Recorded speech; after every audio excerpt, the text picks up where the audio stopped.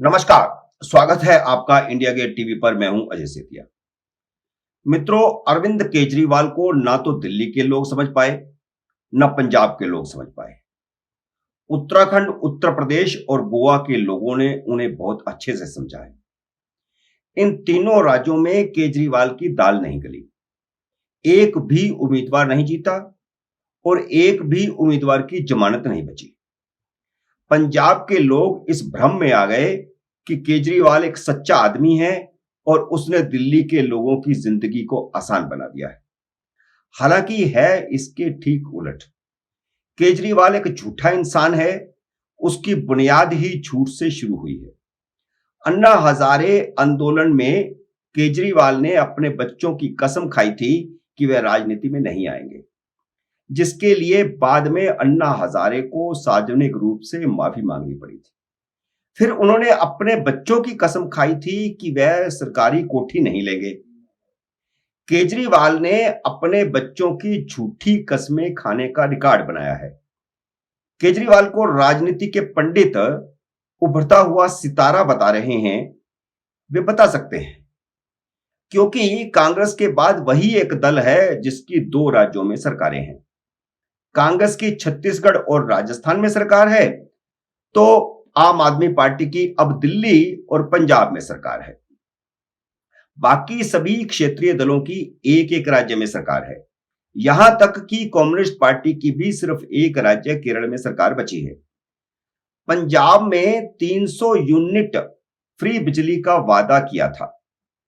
प्रदेश की सभी महिलाओं को 1000 रुपए महीना पेंशन की घोषणा की थी। जब उनसे पूछा जाता था कि पंजाब सरकार तो पहले से ही 3 लाख करोड़ के कर्ज में डूबी है, पैसा कहां से आएगा, तो वह कहते थे कि 54,000 करोड़ रुपया भ्रष्टाचार खत्म करके बचाएंगे। अब वह भ्रष्टाचार का आंकड़ा कहां से लाए थे, वह तो वही बता सकते हैं। लेकिन उन्होंने अपने हिमाचल के रोड शो में ऐलान कर दिया है कि भगवंत मान ने 10 दिन में भ्रष्टाचार खत्म कर दिया। हालांकि गुजरात में उन्होंने कहा था कि भगवंत मान ने 20 दिन में भ्रष्टाचार खत्म कर दिया, लेकिन पंजाब के नजदीक आकर उन्होंने दिन भी घटाकर 10 कर दिए। दिल्ली में उन्होंने शिकायत का एक ऐप बनाकर भ्रष्टाचार खत्म करने का दावा किया था। पंजाब में भी ऐप बनाकर भ्रष्टाचार खत्म करने का ऐलान कर दिया है। सच यह है कि यह ऐप आम आदमी पार्टी के लिए भ्रष्टाचार में हिस्सेदारी का औजार बन गए हैं। शिकायत आती है तो अफसर को आम आदमी पार्टी के दफ्तर में बुलाकर भ्रष्टाचार में से 70-80% हिस्सा तुरंत जमा करवाने को कह दिया जाता है। यह पैसा बाकी राज्यों में चुनाव खर्च करने के काम आता है। न दिल्ली में भ्रष्टाचार कम हुआ, न पंजाब में भ्रष्टाचार कम हुआ और न होगा। अलबत्ता रिश्वत की राशि बढ़ गई, क्योंकि अब अफसर को उसे बांटना पड़ता है। चलिए, अब अपन केजरीवाल की इस बात को मान लेते हैं कि पंजाब में भ्रष्टाचार खत्म हो गया है, तो सरकार की आमदनी में 54,000 करोड़ रुपए का इजाफा शुरू हो गया है।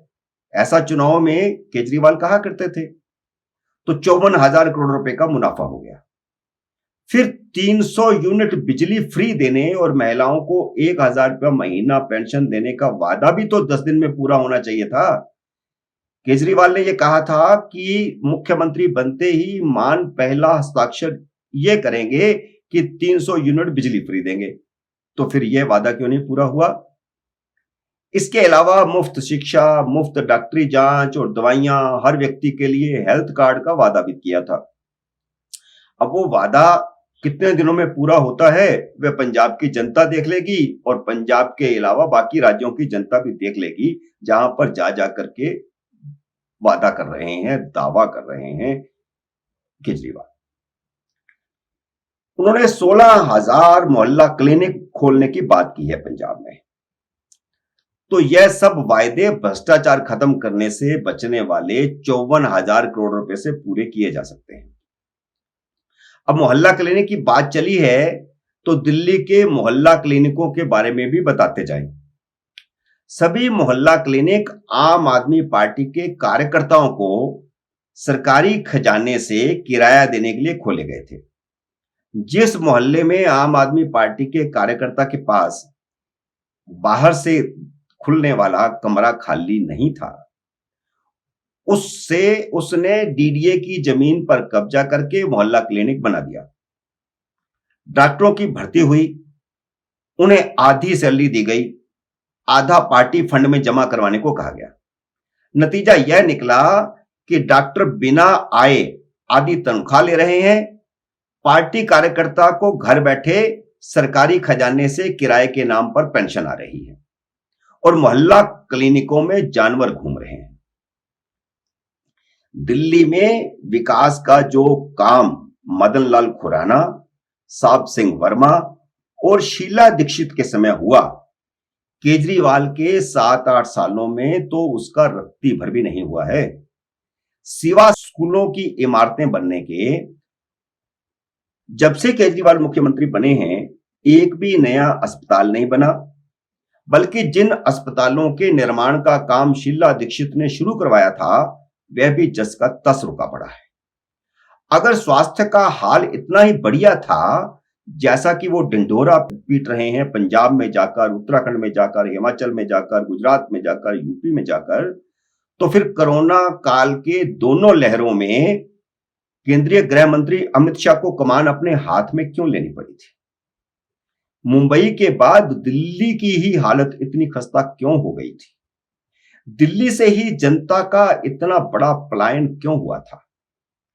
केजरीवाल अपनी पीठ थपथपाने में माहिर हैं, लेकिन उनके मुख्यमंत्री बनने से पहले जो दिल्ली जल बोर्ड मुनाफे में था, वह अब 60,000 करोड़ रुपए के घाटे में है। दिल्ली जल बोर्ड दिल्ली में कुछ चीजें बाकी राज्यों से बेहतर है,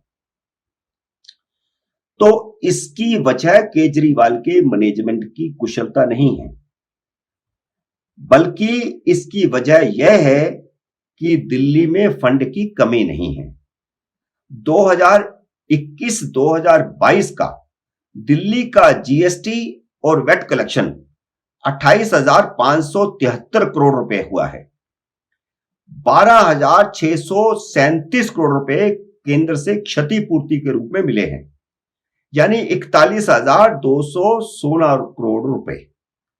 उधर अब आप पंजाब से तुलना करिए तो पंजाब बड़ा राज्य है, संपूर्ण राज्य है, दिल्ली छोटा राज्य है, केंद्र शासित क्षेत्र है, पूर्ण राज्य का दर्जा भी नहीं है।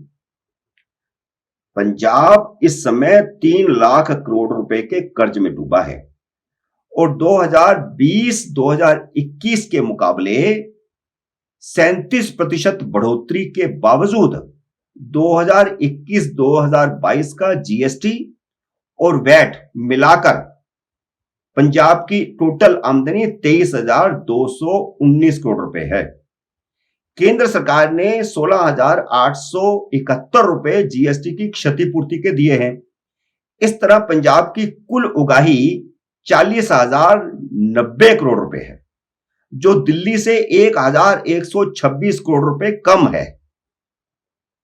1 जुलाई 2017 को जब जीएसटी लागू किया गया था, तो केंद्र सरकार ने 5 साल तक क्षतिपूर्ति का वादा किया था, जो इस साल 30 जून को बंद हो जाएगा।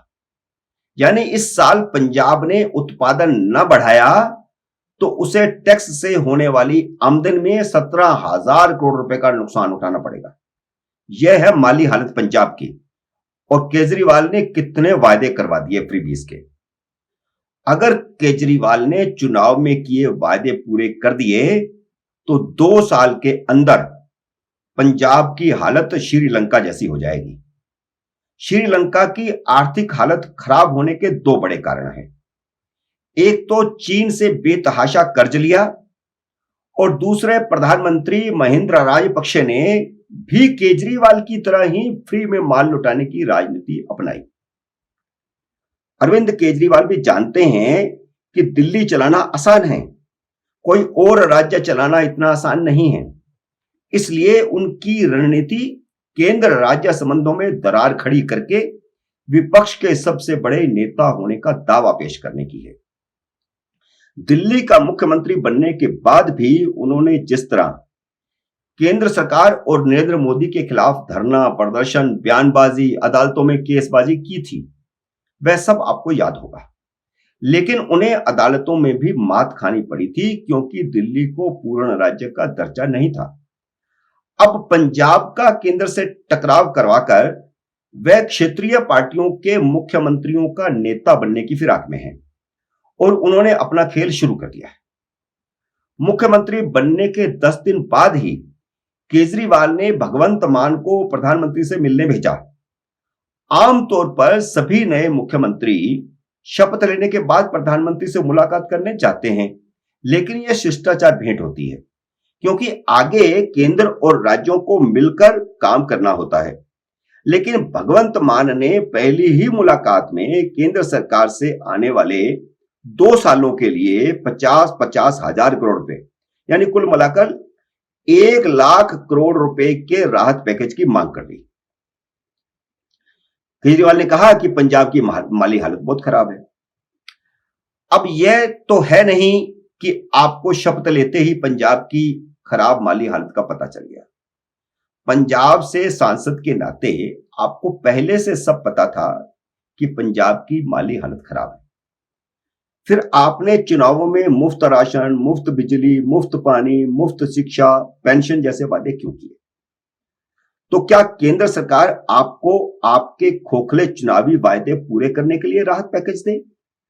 और वह केंद्र सरकार दे कहां से 1 लाख करोड़ रुपए आपको? अब आप केजरीवाल का खेल समझिए। केजरीवाल ने भगवंत मान को सीधा सिखा पढ़ाकर मोदी के पास भेज दिया।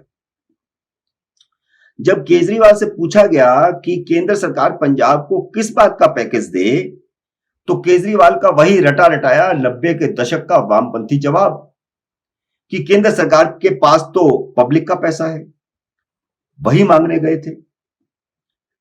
वह रेवेन्यू डिपार्टमेंट के अफसर रहे हैं। वह अच्छी तरह जानते हैं कि जीएसटी लागू होने के बाद केंद्र के टैक्स केंद्र को जाते हैं, राज्य के टैक्स राज्य को जाते हैं। आयकर का केंद्र राज्यों में बंटवारा फाइनेंस कमीशन के माध्यम से होता है। प्रधानमंत्री के हाथ में कुछ नहीं होता। केंद्र सरकार के पास जो टैक्स बचते हैं उससे सेना, अर्धसैनिक बलों, डिफेंस, राष्ट्रीय इंफ्रास्ट्रक्चर जैसे बड़े बड़े एयरपोर्ट बनाने, ट्रेनें चलाने, केंद्रीय मंत्रालयों, दूतावासों, कर्मचारियों के वेतन, केंद्रीय स्कूलों, आंगनबाड़ियों, देश भर में बच्चों के स्कूलों में मिड डे मील, ग्रामीण रोजगार योजना आदि पर खर्च होता है। इतने सारे विभाग, इतने सारे काम, पूरी पॉलिसी बनाना, संसद चलाना, कानून बनाना, ये सब केंद्र के पास है और आधा पैसा केंद्र के पास आता है, आधा राज्यों के पास जाता है। और जो इंफ्रास्ट्रक्चर बनता है देश में वो राज्यों का ही तो होता है, राज्यों को ही तो काम आता है। केंद्र के पास पैसा कहां से बचता है? मेरा कहने का मतलब यह है कि केजरीवाल सब कुछ जानते समझते हुए केंद्र राज्य संबंधों में दरार खड़ी करने की योजना के अंतर्गत काम कर रहे हैं और उनकी इस साजिश का मोहरा बनेंगे भगवंत मान। इससे पहले पंजाब विधानसभा से चंडीगढ़ को लेकर के प्रस्ताव पास करवाना भी इसी रणनीति का हिस्सा था, जिसमें भगवंत मान ने ऑन रिकॉर्ड कहा कि केंद्र सरकार ने पठानकोट एयरबेस पर हुए आतंकी हमले के जवाब में सैन्य ऑपरेशन का खर्चा मांगा था, जबकि यह उनकी गलत बयानी थी। लेकिन उन्होंने पूरे देश में सिखों के मन में मोदी सरकार के खिलाफ कड़वाहट पैदा करने का काम किया। आप अगर पिछले 8 साल की विपक्ष की राजनीति को देखेंगे तो वह कांग्रेस हो, तृणमूल कांग्रेस हो, समाजवादी पार्टी हो या आम आदमी पार्टी, सभी का लक्ष्य मोदी के खिलाफ जहर उगलकर मोदी विरोधी वोटों को अपने पाले में लाना है। मोदी विरोधी एक वोट बैंक है पूरे देश में, उसकी होड़ लगी हुई है कि वो उनके पाले में आ जाए सभी विपक्षी दलों। इसलिए इनका एका भी नहीं हो पा रहा, और एका होता है तब भी हार जाते हैं क्योंकि ध्रुवीकरण होता है और देश की जनता जानती है। और आपको याद होगा जब केजरीवाल पहली बार मुख्यमंत्री बने थे तो उन्होंने हज हाउस बनाया। इसके अलावा मस्जिदों में मौलवियों की 16,000 रुपए सैलरी तय की। तो ध्रुवीकरण होता है, होगा। विपक्ष का जो भी नेता है मुस्लिम प्रस्त राजनीति करेगा तो वोटों का ध्रुवीकरण होगा और विपक्ष को नुकसान झेलना पड़ेगा। मोदी विरोधी वोटों की विपक्षी दलों की यह आपसी लड़ाई बार बार भारत विरोध के रूप में दिखाई देती है। केजरीवाल का केंद्र राज्य संबंधों में दरार पैदा करने की कोशिश और सिखों को केंद्र सरकार के खिलाफ भड़काने की कोशिश आने वाले समय में देश को महंगी साबित होगी। उम्मीद है मेरा यह वीडियो आपको पसंद आया होगा। इसे शेयर करिए, लाइक करिए और अगर आपने मेरे YouTube चैनल को सब्सक्राइब नहीं किया तो इसे सब्सक्राइब कीजिए और घंटी का बटन भी दबाइए ताकि जैसे ही नया वीडियो आए आपको सूचना आए। मेरे नए वीडियो का करिए इंतजार। तब तक नमस्कार।